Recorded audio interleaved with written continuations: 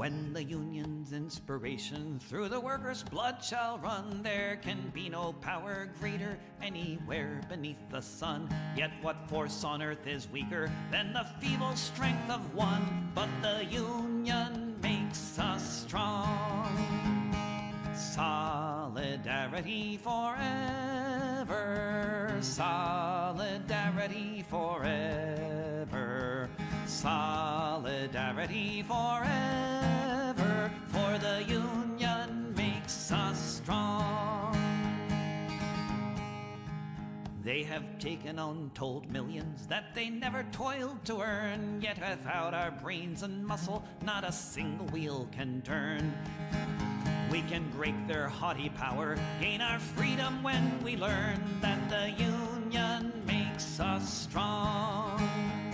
Solidarity forever, solidarity forever, solidarity forever, for the union makes us strong.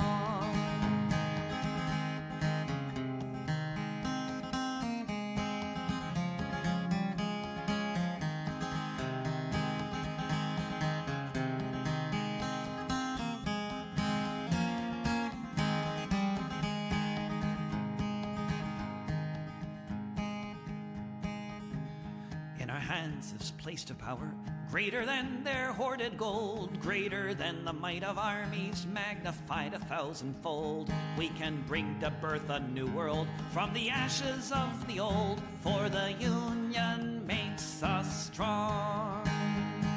Solidarity forever, solidarity forever, solidarity forever, for the union makes us strong.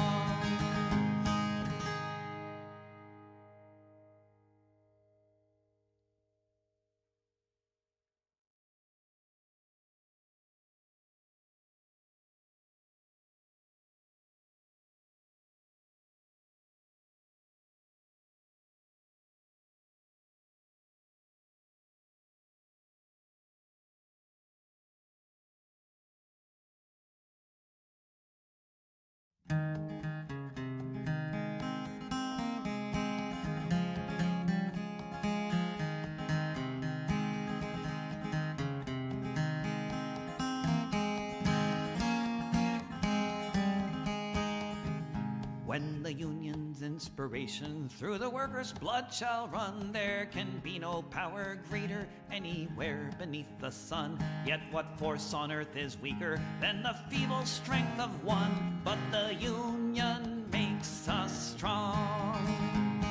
Solidarity forever, solidarity forever, solidarity forever, for the union makes us strong.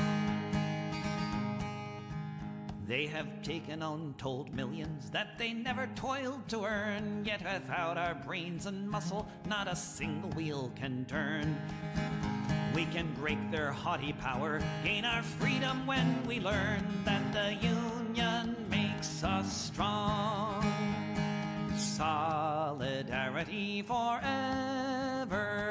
solidarity forever, solidarity forever, for the union makes us strong.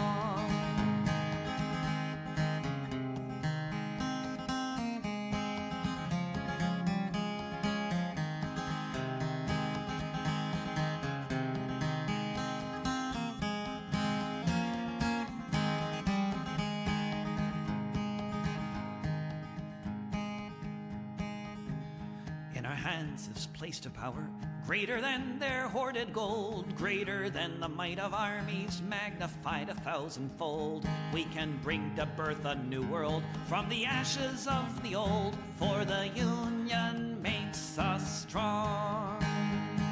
Solidarity forever, solidarity forever, solidarity forever, stronger, for the union makes us strong.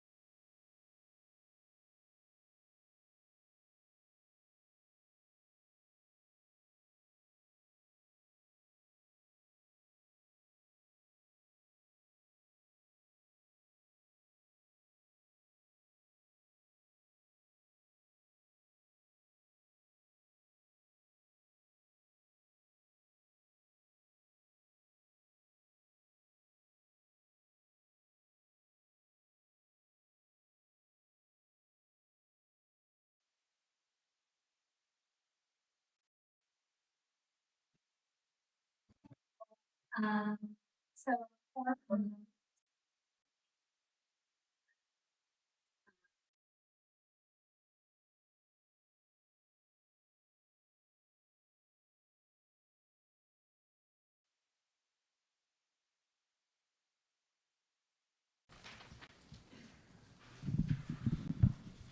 And on our end, today we don't have Stephanie or James or Abby.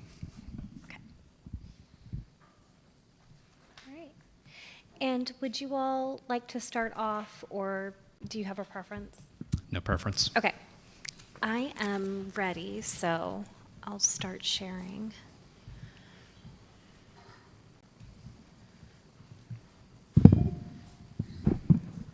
Okay. First, we have 5.5, consensus agreement.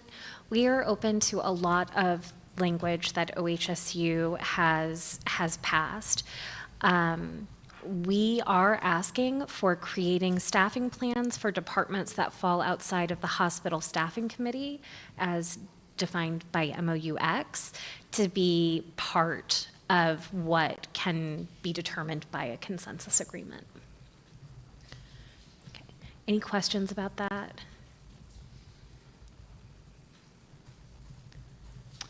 No, not at this time. Thanks. Okay. Then in section A, we are open to OHSU's rewriting of this language that's pretty much the same, but we are not open to having a minimum of 3 people in the work unit to start working on a consensus agreement. We'd prefer to keep current contract language on that portion. Then in section B, we are passing language. The work group would include no more than 1 representative from management, and the ad hoc committee may include a union steward. And this is for the group that would work on a consensus agreement. Okay. Then,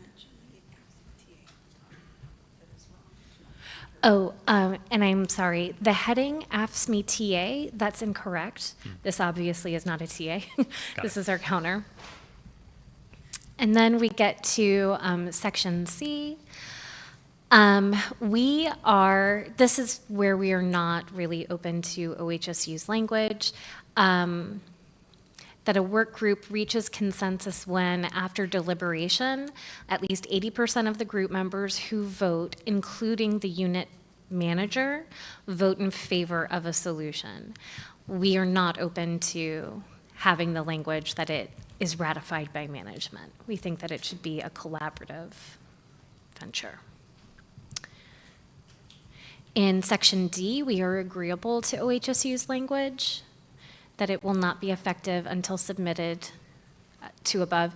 And we put in actually, I think that's just a hyperlink for labor relations. But in E, we do have a change that instead of human resources, which is current contract language, that the agreement goes to labor relations representative and a designated AFSCME staff representative, and that the parties, this is for rescinding any agreement that is already made. And that if both parties agree to waive the notice of 30 days, that it'll be removed, you can bypass the 30 days. That was a really awkward way of saying that. I get it. Okay. Then we get to 5.45, unauthorized absences. This is a TA. We had TA'd this, I think, earlier, but it had passed again. So we just want to confirm we're in agreement with this. Great. Okay. Then we come to 5.46, work unit, and OHSU in the last pass offered current contract language.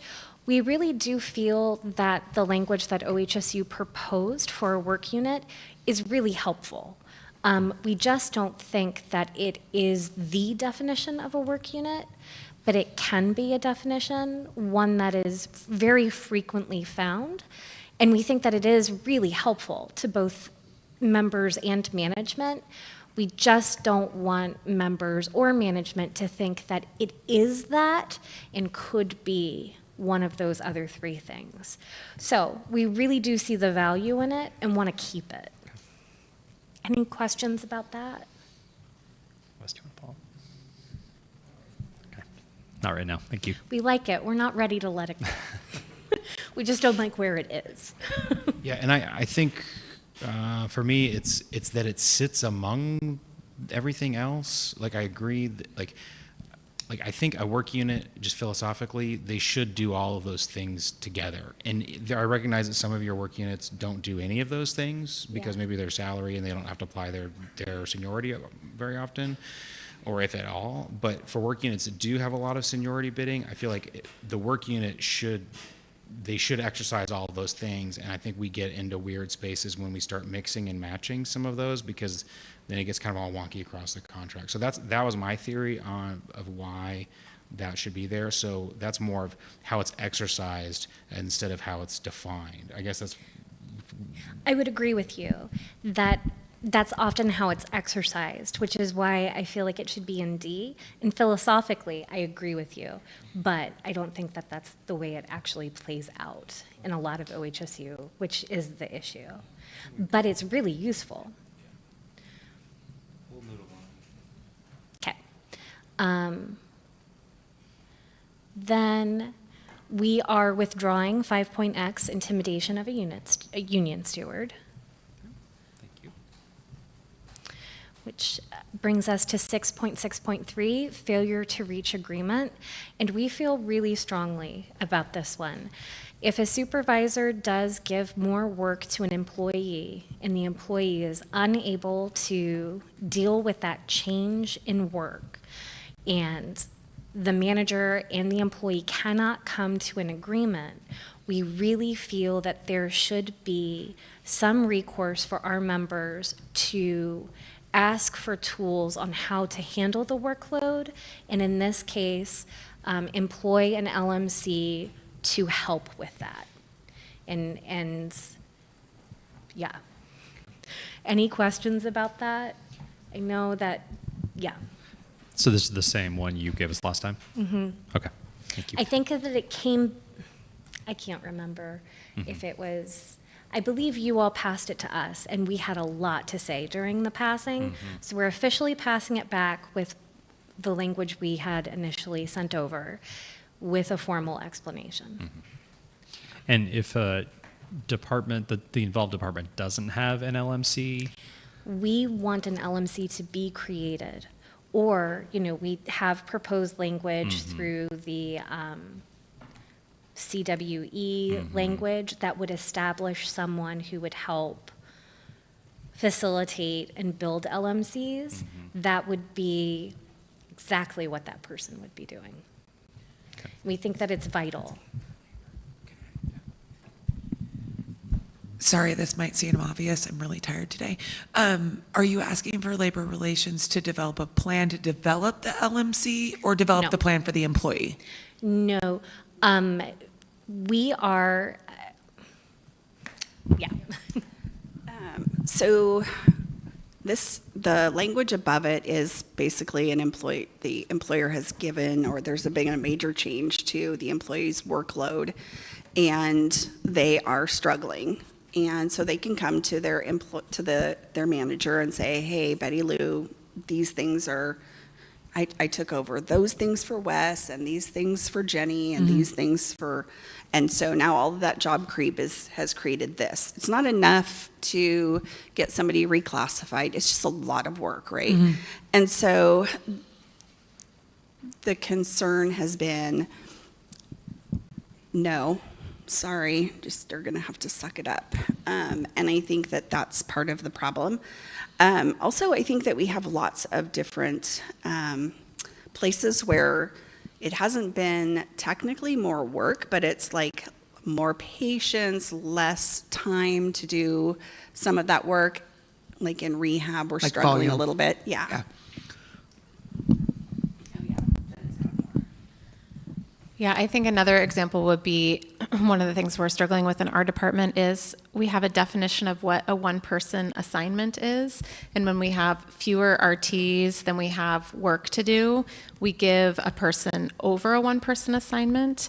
And so how do we address that? You know, if that's happening on a frequent basis, if we're giving one person a two-person assignment on a regular basis, that's more work. How do we address that? And if we can't address it directly with our supervisor, then what's our process for going through with that? If there's not an LMC, then labor relations can hopefully help direct us in the appropriate, like, if this is a reclass situation, do we need to go that way? If this is it would vary depending on what the situation was. Does that make sense? Clear as mud? Is that? I think I understand where you're trying to go. Thank you. Okay. Then we have 6.14 performance evaluations. So we are passing back close to what we what we passed last time, except we have not struck out the current contract language that constructive feedback other than that gathered immediately prior to the evaluations will have been shared. So we feel that this targeted removal is removal of the aspirational language only. Because I think that OHSU's main concern was about giving of all of the information. So we can stay with current contract language with that portion. Any questions? Okay.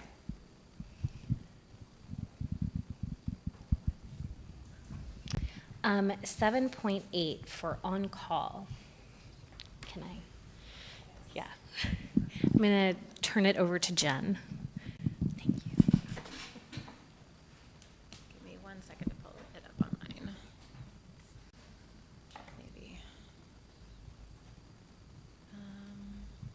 Okay, I'll just look up here. Oh, can you start at the top though? I can't read that far away. I have to pull it up on my computer, never mind. What is it? What did we put it in now? Is it in today's folder? Okay. Or that works too, print out. Perfect, thank you. Okay. So, I'm trying to remember what we did now.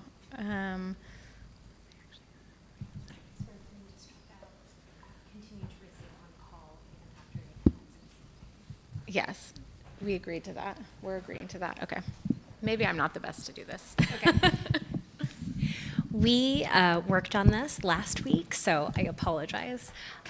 We are agreeable to strike out the language, continue to receive on-call pay even after they commence receiving the appropriate rate of pay for the time worked. And we are passing back everything that's highlighted, I believe was initially struck out by OHSU that we would like to keep. Yeah. Okay. Okay. Then when we move to 10.2 for the pay, we initially passed language that employees shall be paid 1 hour's pay at the straight time rate for each 4 hours, and we are agreeable to OHSU's 5 hours of assigned on-call duty. And then the same for hours paid on a prorated basis, for employees who are assigned on-call duty for less than 5 hours. We are agreeable to language being struck out for on-call pay will continue to be paid in addition to the appropriate rate of pay for any time worked during a call shift. However, we do want to keep that on each of the holidays designated in section 11.11, that time spent on call shall be compensated at 1 1/2 times the normal call rate. And then lines 7 through 10, we are amenable to this language being struck. However, we do want to keep on-call hours worked shall receive double the straight rate of pay for hours worked on a holiday. Okay. And then we do want to keep the language about excessive call. So an employee who works more than 16 hours in a 24-hour period as a result of being on call will be paid at 2 times the employee's regular rate of pay or double time for all work performed beyond the 16 hours. And the hours worked do not have to be consecutive. And then for supplemental call, we wish to keep this language that we proposed. And then we do wish to keep the language we proposed for supplemental call plus.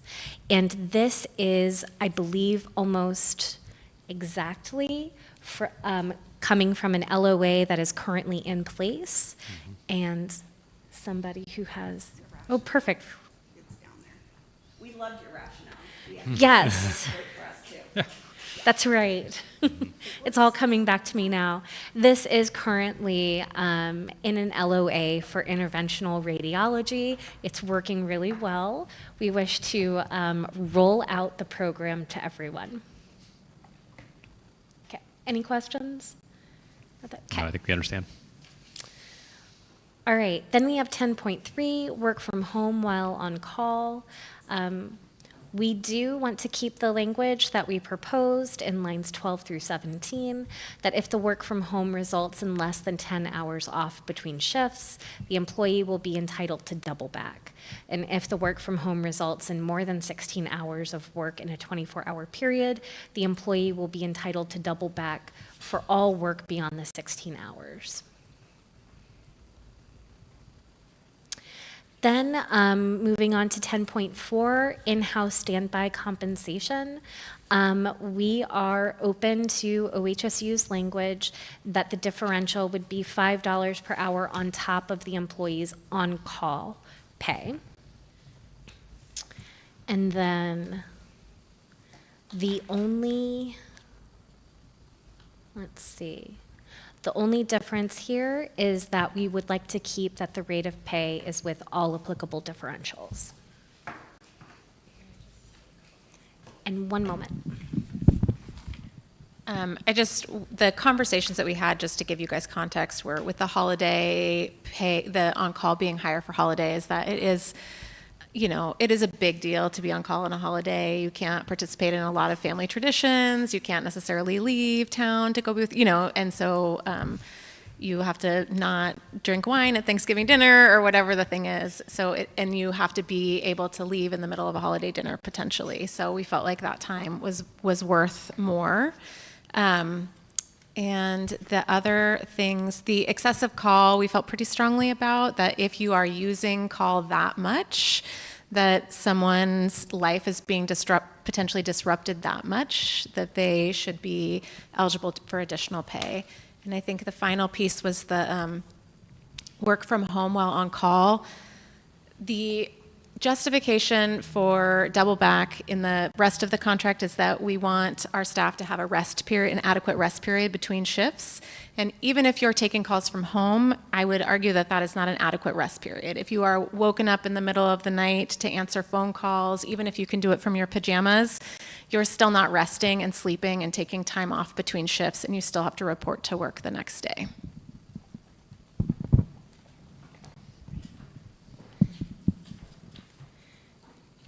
Okay, next up, we have 10.1 shift differential.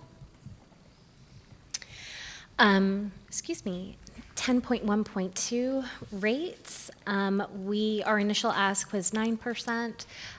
We are going down to 8% of the straight hourly rate of pay, or $1.75 per hour, whichever is greater, and night shift differential to be paid at 14%, and that's down from 15.5% of the straight hourly rate of pay, or $3 per hour, whichever is greater. Okay. Then for 10.5, lead work, employees shall receive a 5% differential for work performing assigned lead work duties for at least 2 hours. And then we are open to some of OHSU's language for at least 2 hours in a day. And then citing 5.x for the definition of lead work. Lines 3 through 9, we are not open to that language. And then we have the substantive change here in lines 12 through 17. We do want to keep that if an employee follows the escalation pathway and does not receive a response, and the work is time sensitive or involves urgent direct patient care and requires action prior to receiving that response, the work will have been deemed to have been assigned. If the work is not time sensitive and there's no response within 1 week, the work will have been deemed to have been assigned. And this is in regard to lead work. And that's new language that we came up with that we were hoping met the need that you guys were, the concerns that you had, while still addressing the needs that we had, was the goal there. Got it. And with respect to both of those, is it prospective such that sort of if either of those time frames go by, then from that point on it's deemed to have been assigned, or is the intent that there's some sort of retroactivity applied? I think the idea was the initial piece, if it's time sensitive, so if you're doing patient care and it's something that has to be completed during a shift and you're unable to reach the leader, then for that shift that you worked, you will get the lead pay. And if it's something that doesn't have to be done during that shift and you can wait, then if they don't get back to you within a week, then you do the work, then you will get it for the time you've done the work. Got it. Thank you.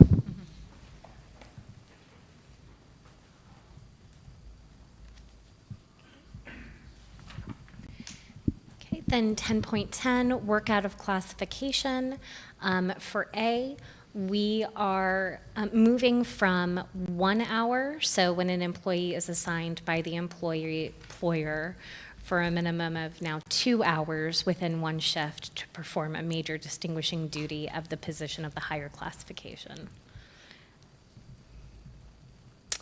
And then we do want to keep the language that we proposed in lines 11 through 12 up to the maximum of the rate of the higher classifications range. And then we want to keep the language in 16 through 22 that if employee follows the escalation pathway, doesn't receive a response, and the work is time sensitive or involves urgent direct patient care and requires action prior to receiving that response, the work will have been deemed to have been assigned, much like the lead work. And if the work is not time sensitive and there's no response from management within 1 week, the work will have been deemed to have been assigned. And if the classifications are separated by the amount of work they are expected to complete without supervision, the employee has no direct supervisor to report to, the work will have been deemed to have been assigned. Okay. And then in B, the employee may request reclassification to the higher level of classification in which they are working pursuant to section 21.2, and the employer shall grant these reclassification requests. Okay. Okay.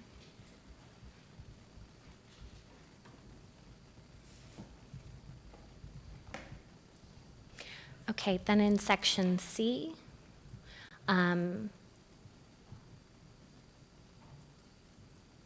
the employer will not assign uncompensated work out of class to fill in for a regular position.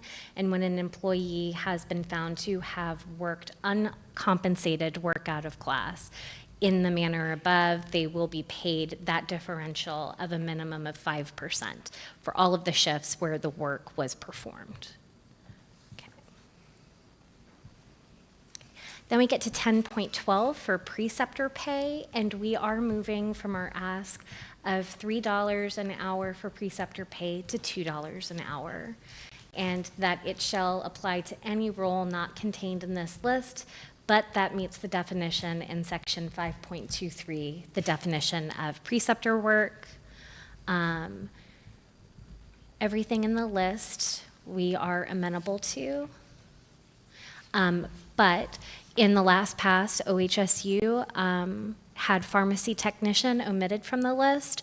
We feel that pharmacy technician should be in the list because this is a position that is doing precepting work, even though there may be an education, I believe you said, program in place in some areas. There are many areas where we have pharmacy technicians who are not part of that education program who are doing precepting work. Okay, then we have 10.13, float differential. Employees who are not in the float pool but float at the employer's request to satisfy a short-term operational need will receive $3 per hour, and that is lower than our initial ask of $6 an hour. We are pulling back 10.13.1 for a float differential. Before you move on, Jenny, Yes. isn't that just what the one above is now? Because you No. took out the float pool department. We combined them. Okay. So initially, we had them separated, and they had different rates of differential. So we are taking out that float pool department, combining them, and lowering the ask Got pretty it. significantly. Okay. And that's it. All right. Thank you for those. I don't think I have any other questions at the moment. All right. Let me jump into the Zoom then, and I'll present ours.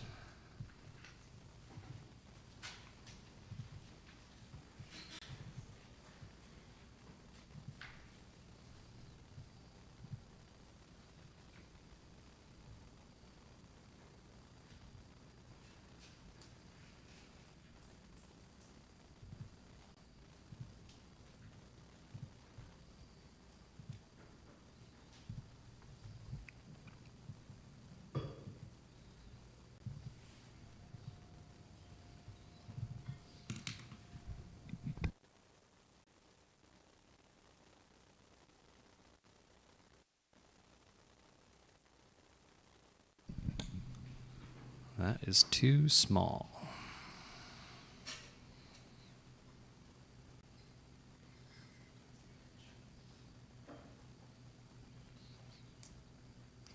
Okay, so first thing we have here is scheduling package to get back to you. So first, I just want to thank you for all of your thought on this too. I think we're getting there on this. There's still some areas of disagreement, but it's great that we seem to be, we have a shared value of trying to streamline this process and make it much simpler. So the relief employee, we are reluctantly, in the interest of trying to reach agreement on this, willing to take out B, which was our requirement that relief employees work at least 4 shifts per pay period, as long as we have some more clarifying language here in A. So really what we did here was just make some tweaks. There is this language already that talks about how that time that relief employees provide would be as determined according to the employer's needs. We moved that a little bit up in the sentence, we think, to read more clearly.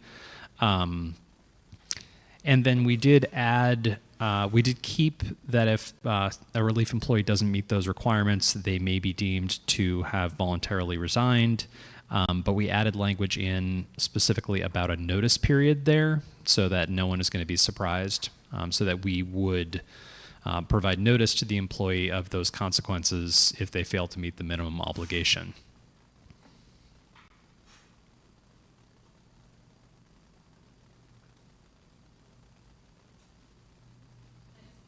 Oh yeah, of course, Jen, please. I guess the giving them notification prior to, does that mean before they've reached the point where they would, or does that mean like on their last shift? You know what I mean? Like when they would have notice. Yeah, it would be needing to happen before any sort of consequence would happen, and have an opportunity to give them to basically provide, availability. So let's say if somebody hasn't provided availability for 3 pay periods, we say, hey, you haven't provided availability for 3 pay periods. Can you please provide availability?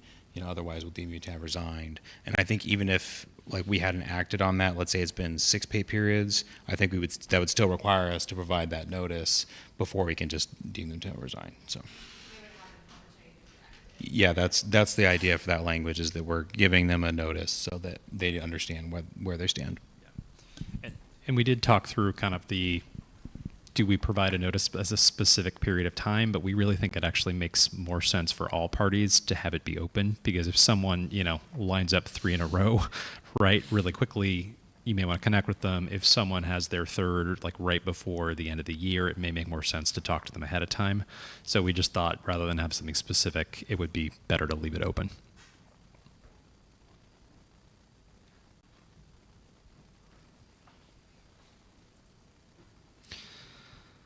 I'm going to skip over the stuff where we are in agreement, but you'll see we agreed to quite a bit of the changes that you had here.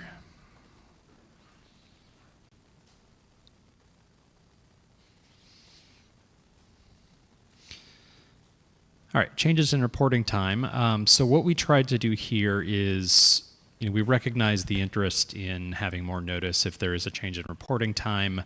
So we're trying to balance that, I think, a little bit with, what can we realistically do if we do have a situation where we have to do that.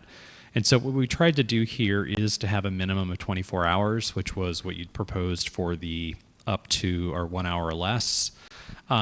But also combine that with the up to 2 hours. So basically streamlining it and having kind of one less piece that managers and employees would have to deal with.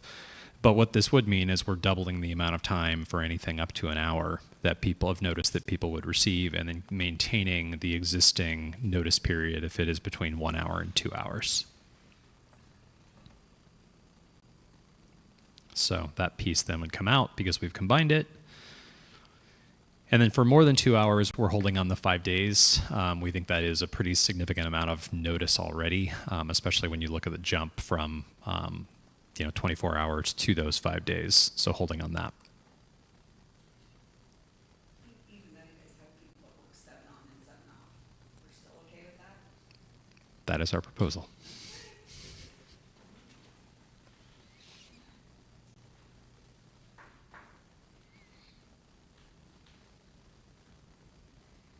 Again,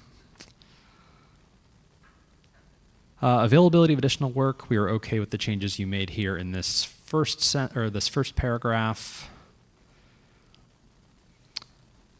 On this piece around kind of what happens if someone's got comp time or vacation, we thought it'd be helpful, whether it's now or maybe the next time we get together, to talk about what we understand this paragraph to mean, because as we look at it, this is really more about prioritization and having someone who's senior be able to pick something up but not having it turn into overtime because of that person's personal circumstances, right? So we see the intent of this language being that if someone has picked up additional work and it wouldn't otherwise be overtime, but because that person has vacation scheduled, it sort of turns it into overtime.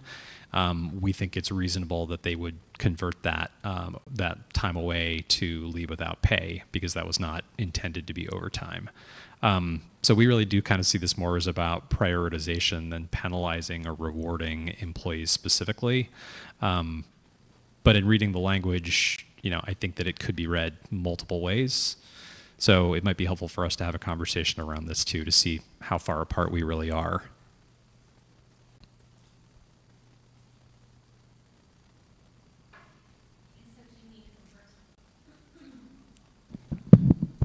Overtime, not in the sense of time paid at 1.5 the rate, just anything that would be over compensation over the FTE of that person. No, I think we do mean overtime, and I think part of the reason why maybe this one in particular is complicated in the way that we're restructuring this whole scheduling section is we used to have the additional work and the overtime as totally separate processes, right? And now we're combining them. We both seem interested in doing that, but I think it makes this a little more difficult because this section I think was in additional work, right? And so it was contemplating, I've picked up an additional work shift, not an overtime shift, but now we've kind of got them together. Okay. Anything to add? Yeah, I think this language initially is intended to, it's about seniority and how non-overtime work comes before overtime work in the order of scheduling. And so if you have vacation scheduled and you're less senior, you could, without this language, you could take a shift as additional work, but then you take your vacation, it becomes overtime, and you just superseded somebody that was more senior than you because they would have been in overtime and they didn't have vacation scheduled. I think that that's what this language was intended to address, because that last sentence says this does not limit the right of employees to work overtime when overtime work is offered. So it's really more about, are you bidding on it as additional work as regular time, or are you bidding on it as overtime? And that has a different, you would pick, the employer would have to choose somebody differently based on seniority for that, if that makes sense. Yes, I think. Yeah, and again, that's sort of an artifact by the fact that this used to be just in the additional work section. So thanks, Wes. I guess, can I ask another question? Sorry. It's just really complicated, so this isn't like a, so then if the work ended up being offered as overtime because nobody picked up, would they then be allowed to keep their vacation day? Do you see what I'm saying? That's a great question that we need to talk about in caucus. Yeah, I don't know that even the old contract specifically called out that scenario. So we'll have to talk it through. Great question, John.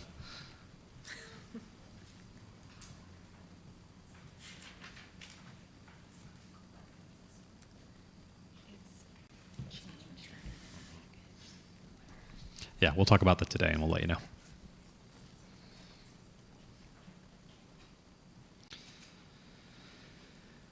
We also had a lot of discussion about this question of sort of where the cutoff is, right? And it seems like we're both moving towards a much simpler system than what we had before, where it was going to be offered for 2 weeks and then move to a certain thing, and then 24 hours later move to something else. So I think we're interested, as you are, in having just it turns into first come, first serve in a different system at a certain point. Difference, of course, is when we think that makes sense. And we're still really struggling with, you'd proposed that cutoff would be at 24 hours. We'd proposed and we're holding at the 7 days. I think we're still really struggling with the finality element of this, understanding that you want to give a reasonable amount of time for employees to be able to pick up these shifts by seniority, but also we're hearing a lot that this means, especially if we were to go something like 24 hours, that would mean that anyone would not really have a sense they had the work until 24 hours before the shift, which is really tough, right? Even if you're someone that has a lot of seniority, if someone else with even more seniority comes in and grabs that, right, with 36 hours before the shift, it could be really hard for you to maybe deal with the childcare you set up or whatever it may be. So that's why we're sticking with the 7 calendar days. And we did want to note, as the current language exists, right, there's that 2-week period we have to offer it for. This would actually represent sort of a longer period of seniority for anything that's offered towards the start of the month, right? So I think it's until like 21 days before the shift. If it's offered before that, it actually represents more time for people to be able to exercise their seniority because it's going all the way until the 7th day before the shift. Whereas before we just hold that open for 2 weeks and then it would flip over to first come, first serve. There are a few little tweaks here if you look at it side by side. I think we'd proposed to remove the entire work unit to make the notice available to the entire work unit, and you came back wanting that back in, so we agreed to that there.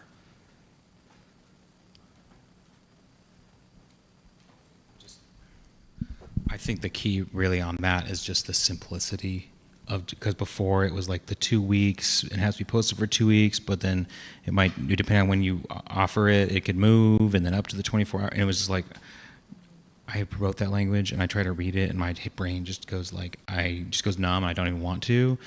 And so I think just we're proposing just a 7 day, like up to 7 days is a clear cutoff. That's when it's first come, first serve. And everything before that's seniority based. So it's just really simple and it's something everybody can remember and operationalize.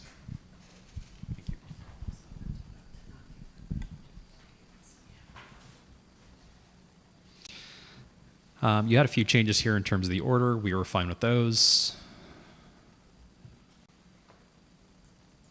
And then this is just the kind of the other part, right, of what happens once we get to the cutoff. Yours was at 24 hours. We're holding at the 7 days. We are willing to extend the time period once we're within those 7 days for people to respond. So doubling that from 15 minutes to half an hour.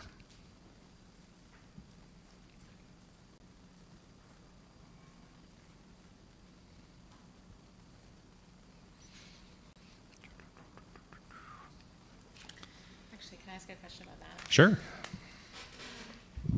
I do think it would be beneficial to have a side conversation about A&I in general. Okay. Because there's a lot of things. But the question that just came to my mind was, so let's say a shift is available, an A&I shift is available more than 7 days in advance. You follow the rules for that. You get into that period. Do you have to page it out again or offer it again if nobody picks it up and then do within the first 30 minutes? I don't think we were thinking a separate process, that it would just be time-based. So if it was still out there and hadn't been picked up at that point, then it's open for anyone. Okay. Mm-hmm. But I don't know. Are you saying just specifically for an A&I shift? Yeah, well, so in our department, we kind of have two main situations where that happens. One is, we schedule, let's say, 10 people for a shift, and we know we only have 7 people scheduled for that shift. So we know we're going to need more people. So we offer it in advance then, right? And then the other situation we have is we have sick calls or our hospital census has gone way up and we needed 10 and we'd scheduled 10, but now we need 2 more. And so that's a short notice one. The long-term ones, often people don't pick up in our department until the very end.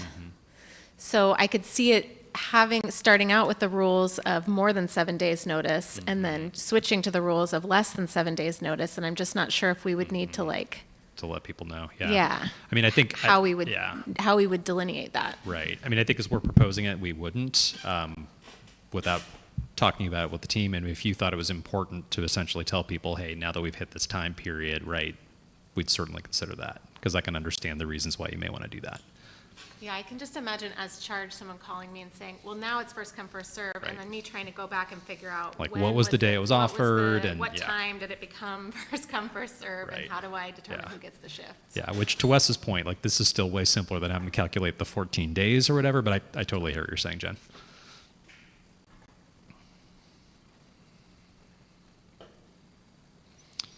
So on the overtime limitations, we are okay with the addition of animals there in B. We're holding that the double time would still be for 16 consecutive hours. I think we kind of talked a little bit about this last time from a significant fatigue factor. So we're holding there.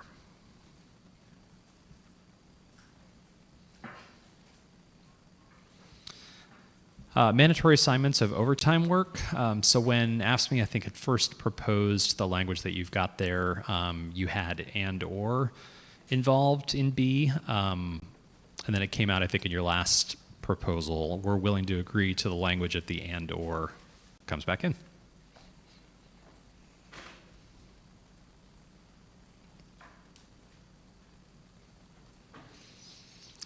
On C, they're already, the language here already says that that if someone accepts overtime and it would otherwise be mandatory overtime, then the shift is offered at the ANI rate. You had this piece about it being the highest ANI rate offered, right as we're proposing in the economic package, ANI would just be a single rate, so this is just consistent with our proposal there.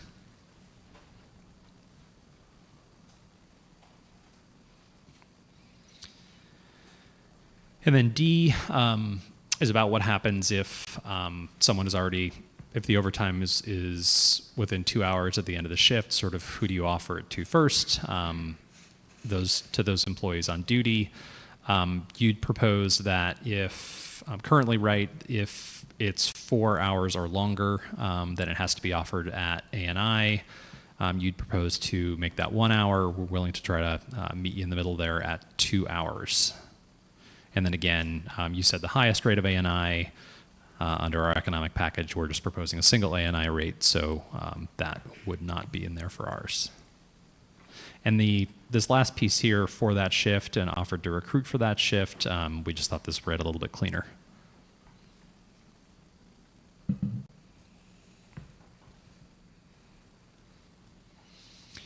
On E, this piece with respect to parking violations, I think we're in agreement with the concept. The reason we don't have your language here is because when we took a look at section 26.3, which is pay to park hours, it seemed to already meet your interest because you can look at it obviously, but what it says is if there's someone that is required to work such that it would push them into pay to park hours, then they just call, I can't remember exactly how it works, but call someone in campus access to ensure they're not ticketed. So we think that already covers what you're trying to do here. Yeah, Jen? Just wondering, I know you can't answer right now, but if you would be open to at least referencing that section here, because it's something that a lot of people don't know about, and a lot of our old timers do and will call, but a lot of the newer people have no idea that that's an option. I mean, I'll talk about it, but I think that would be just fine. Yeah, because we're not trying to hide it. We just don't want to put it two places in two different ways.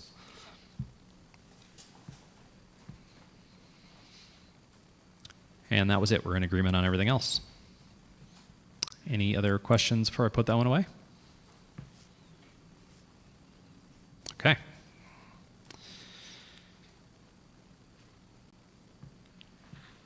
So then we have some non-packaged proposals. I'll bring those. So that was a package proposal? That was a package, yeah, Okay. scheduling package, yep.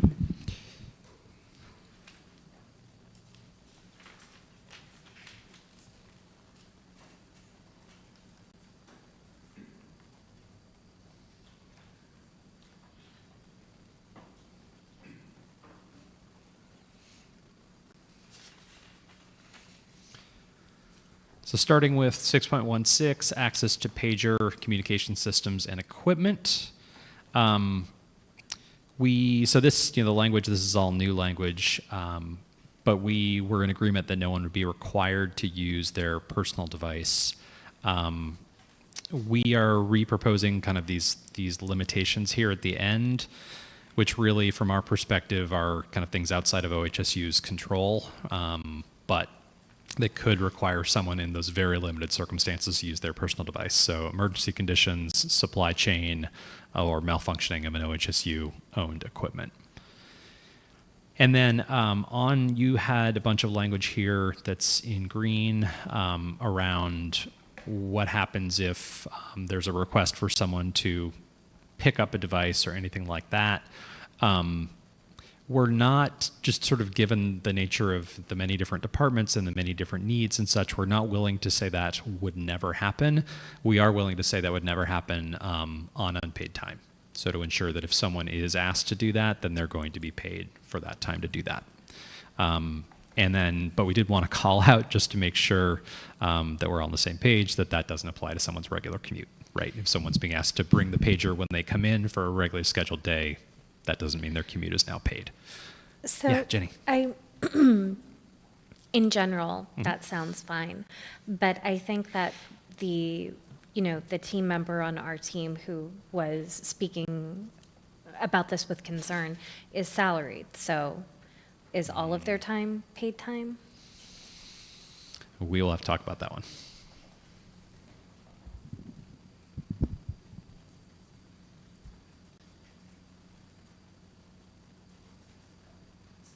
Thank you. Good question. And then the rest of this paragraph, we just don't think, if we're willing to agree to kind of the concept here and pay for that time, understanding the salary piece is outstanding, we don't think it's needed, right? Because it already calls it out. Okay.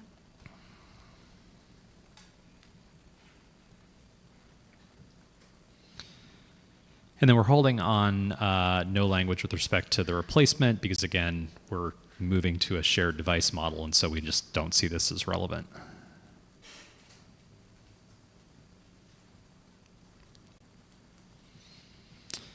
Uh, 8.73, written request for market-based review or new classification request. So similar to a few that we did last week, kind of in the interest of trying to clear the decks of these non-economic items as the mediator asked us to do. You'd proposed some new language with respect to this. We'd proposed some new language with respect to this. When we took a look at the existing language, especially, sorry, I've got it in my notes here, especially 21.2, which already talks about new classifications and reclassifications, we actually just thought we were just making things more complicated by adding in this whole new section. So we'd propose to withdraw our language if you'll withdraw your language, and we just rely on what we have to date. 21.2.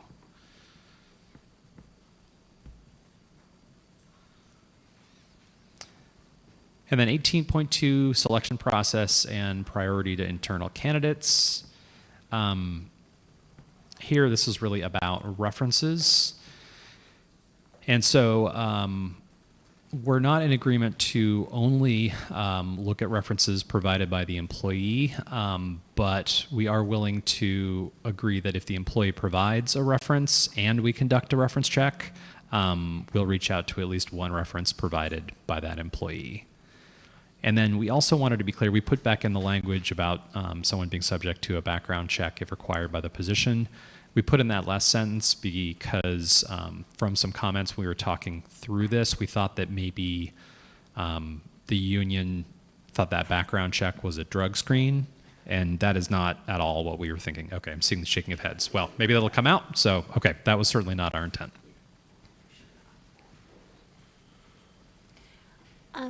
I do have a question. If you can go back up. If memory serves me correctly, the satisfactory reference check was from the immediate supervisor, but I don't see that language in here crossed out. And that is our major concern, is that we're not opposed to reference checks. We're not opposed to satisfactory reference checks. We are opposed to satisfactory reference checks from immediate supervisors at OHSU. Okay. Because a lot of time, this has happened many times, where one of two scenarios happens. Either a manager really wants that employee to stay there and will purposefully give a poor reference to keep the employee in the work unit for whatever reason, or the manager dislikes, the employee, has I would say a thorough record of issues regarding management where poor reference checks or poor references have been given and the employee feels stuck, that they cannot get out of a work situation that is caused by relationship distress, I would say.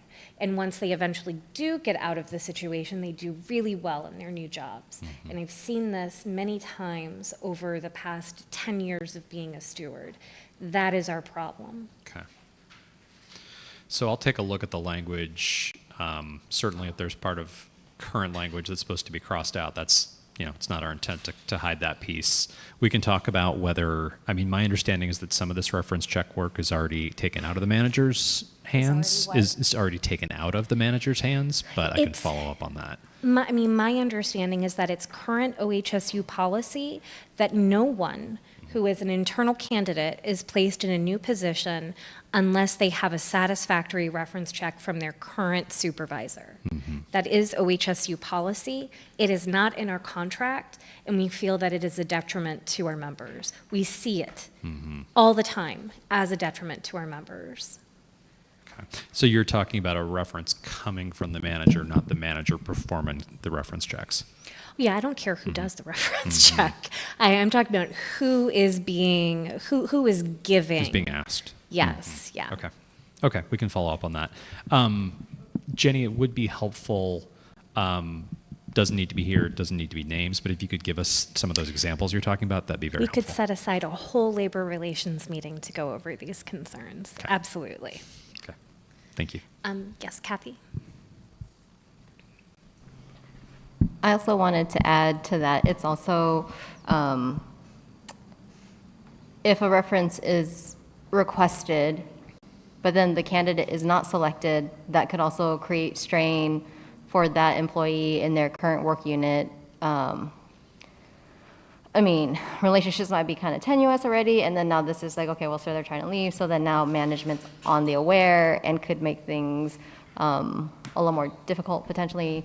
I know we have a no retaliation, but people do bad things anyway. So I would say references requested to immediate manager should not be, and that should be clarified in our contract.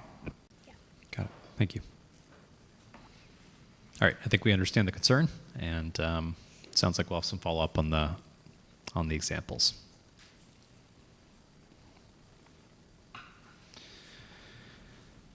So then we've got a mini package here around the Labor Management Committee. It's just a few things together. On 28.2 composition, as part of this sort of mini package, we're in agreement to your increases in the hours of paid time. 28.3.1, so this is a response to what you gave us. You did not propose a change here, but it was kind of around training issues. And what we wanted to propose, this is about the work unit committees and what training they'd receive, is that they could be trained in interest-based problem solving and also labor management committees. So the ERB newly provides labor management committee training, and we think that's something that would be helpful to offer as well.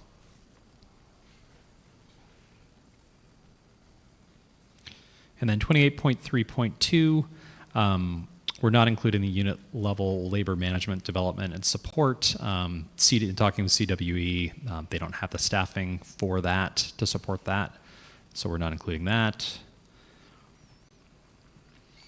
So if I can respond to that, we have an LOA that that asks for funding to support that, and that is why it is in there. And I would say that this is a major thing for our members, and the CWE does want this. Okay. I think that's not included in our economics, but obviously we're going to keep talking through that. So maybe that piece should be tied there, but it's not for now. On C, really this was, as we looked through it, this was around management training and wanting to prioritize, as we read it, the AFSCME represented, or leaders with AFSCME represented employees over other managers. And so we tweaked the language a little bit, but I think we're in agreement with the concept, is that those leaders that have AFSCME represented employees would be prioritized over other leaders. So we have that there just in a different way. And then that last sentence, we're keeping it at notify. And really the issue there is when we're in talking with the CW and there was a management only training, it's usually a really significant large group cascading down training. And so that is something that we feel, if we feel we have to do that, that is something that we really don't feel comfortable giving up the right to unilaterally do as we have now. I think we're fine with you all training managers, just not with our negotiated monies, right? And product. I don't think that would be a huge problem. But the other thing that just lining out that part just feels like there is no trust that our union and OHSU can't have a conversation about whether or not that makes sense. Okay. All right. That's certainly not intending to show distrust, but I can understand that perspective.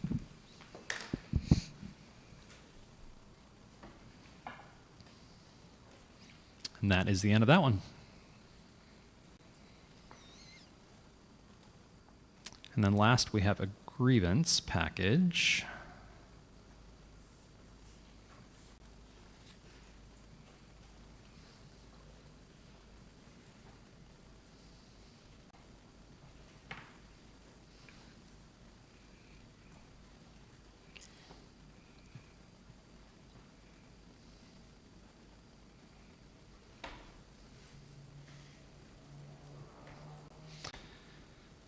All right, we are getting pretty close on this one, so I will skip over the areas where we're in agreement. So on this union representation piece, we may be closer than we think, so we thought it'd be helpful to ask a question here, and it would be great if you can get back to us. Doesn't have to be today, certainly, but soon so we can understand. So we both had proposed to make some changes here about this first part, and as we're reading this, it would mean that the employee, if someone files a grievance, then we won't discuss the grievance with the employee unless the employee waives that right in writing or there's a union representative present. And then we had this language afterwards to make sure that we are on the same page of, just because, for example, someone's filed a grievance about a scheduling issue, that doesn't mean we can't talk with them about the schedule or, ask them about scheduling issues. It means, from our perspective, we can't talk to them about the grievance itself. And so, if we have a shared understanding around that, I think we may have some flexibility about that language, but we wanted to make sure we're on the same page so that we don't get into conflicts down the road. I think we are on that same page, but that extra language just seems not necessary. Okay. The language is really specific about once an employee files a grievance, the employer shall not discuss the subject. Grievance. I think that's really, I don't know that, I could be mistaken, but I don't think that the intent was some sort of large overreach. It really is just don't talk to them about the grievance itself. Yes. Okay. We can talk in our room then about whether we send you a revised version of this.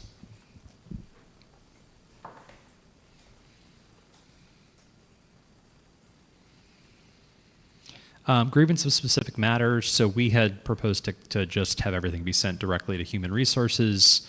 The union had come back and wanted to make sure that certain people were having their eyes on these issues.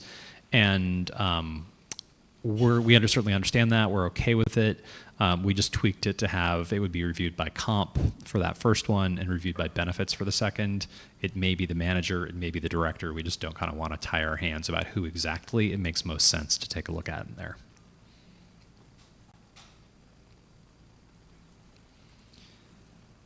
We are fine in C with your proposed change to have those submitted to HR.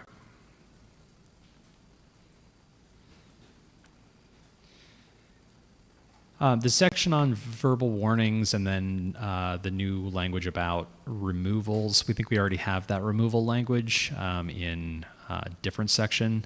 So we didn't see the need to have that here with respect to written warnings, to have it repeated here. And because those verbal warnings are not grievable and those coaching, same thing, we didn't really see those as being applicable to the removal piece.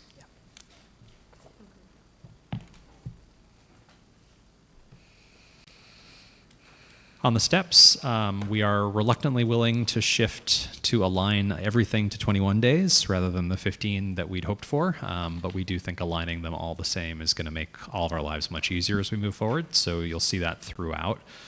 And then we were okay with your language here about grievances involving complaints of discrimination and harassment as well, effectively giving kind of a more time to be able to file those until after the investigation is complete.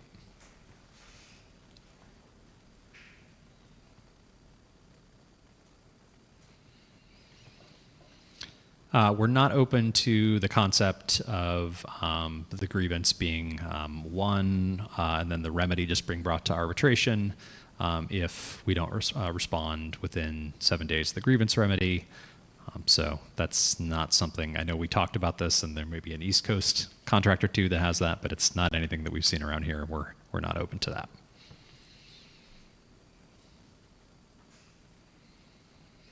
And then this piece with respect to the information requests. So we certainly, we appreciate the opportunity to have extensions, and that's certainly something that we think is important as we move forward, especially if we have situations where we may have someone like out on a medical leave that has the critical information. We may not be able to get it from them timely. And that really is also the reason why we're proposing to strike this out, that there's labor law requirements with respect to reasonable time, and we've already got a deadline in here to respond generally. But we think that we've been able to work it out pretty well under the current system of seeking an extension and talking about why we need it, what kind of time we need, and especially, if we're thinking about a scenario when someone's out on FMLA, the 21 days just wouldn't be doable, right, without interfering with their leave, which is not something that we're willing to do. So we're proposing to just strike the language and to continue to work through extensions as they may come up.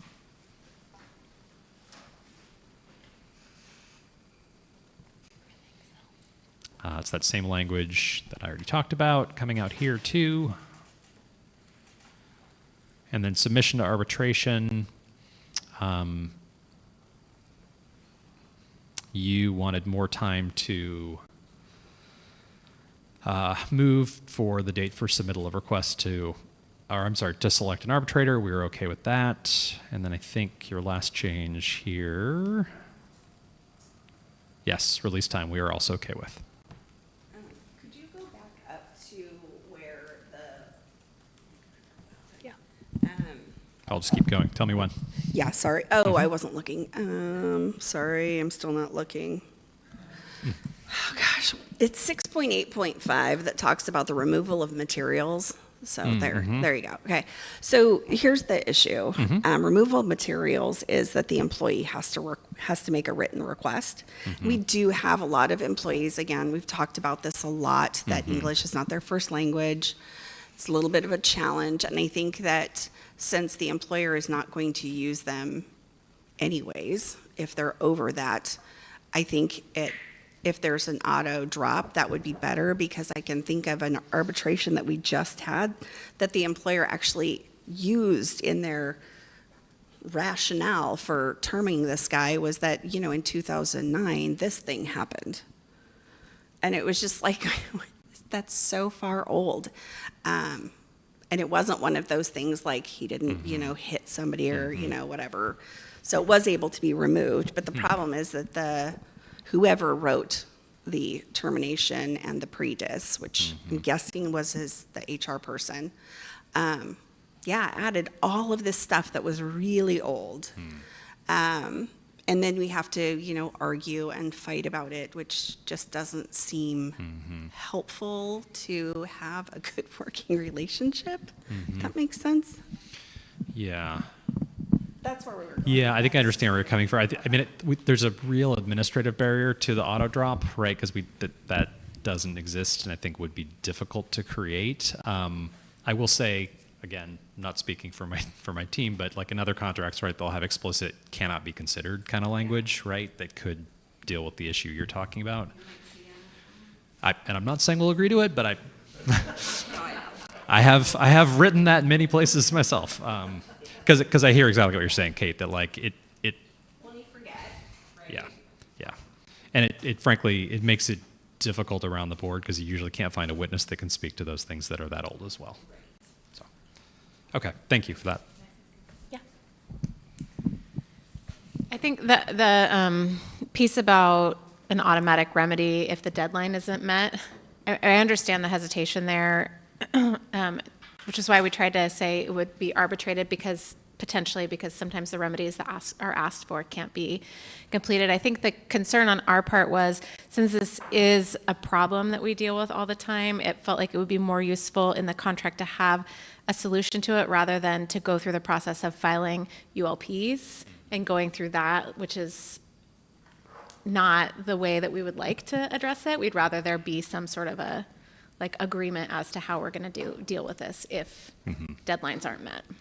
Got it. It doesn't have to be that one, but I just think that's the thought, Right. is that it seems more productive to do that than filing unfair labor Right. practices. Okay. That's helpful to know, Jen, and we can keep talking about it in our room. I mean, I think that the one that you've got there is definitely not acceptable to us, but I think I hear what you're saying, that we've got a problem that we should solve somehow. So we can talk about how alternatively we can do that.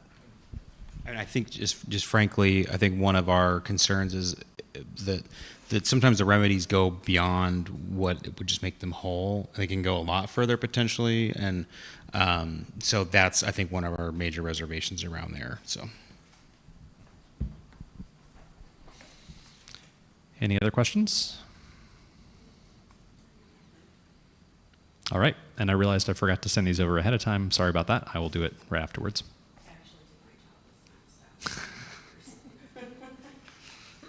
Okay.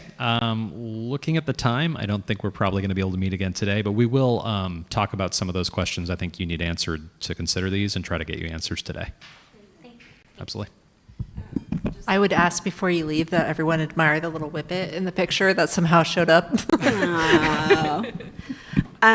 Also, I just shared this with Wes, but we've printed off the LOAs, and so we're going to go through and attempt to find them. But some of the challenge has been when it says the type of agreement, we call everything a letter of agreement, whether it's a new classification or not, which we should probably think about altering for the person who has to keep track of this madness that is our LOAs. I think we have a shared interest in doing anything we can to simplify those. So this is our bargaining leadership's team job tomorrow, so that'll be fun. But at least we'll be moving. We appreciate the work. I'm on vacation. Yeah, Jenny's on vacation. Just how helpful is that? I might be sick. No, it does. Oh.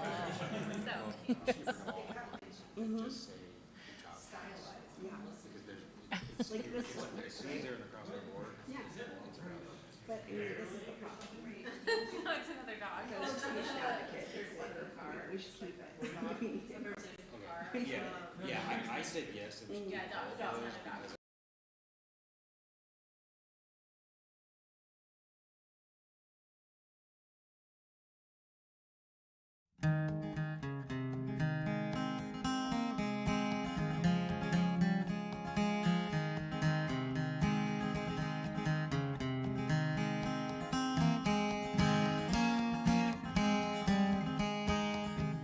When the union's inspiration through the workers' blood shall run, there can be no power greater anywhere beneath the sun. Yet what force on earth is weaker than the feeble strength of one? But the union makes us strong. Solidarity forever. Solidarity forever. Solidarity forever, for the union makes us strong. They have taken untold millions that they never toiled to earn, yet without our brains and muscle, not a single wheel can turn. We can break their haughty power, gain our freedom when we learn that the union makes us strong. Solidarity forever, solidarity forever, solidarity forever, for the union makes us strong.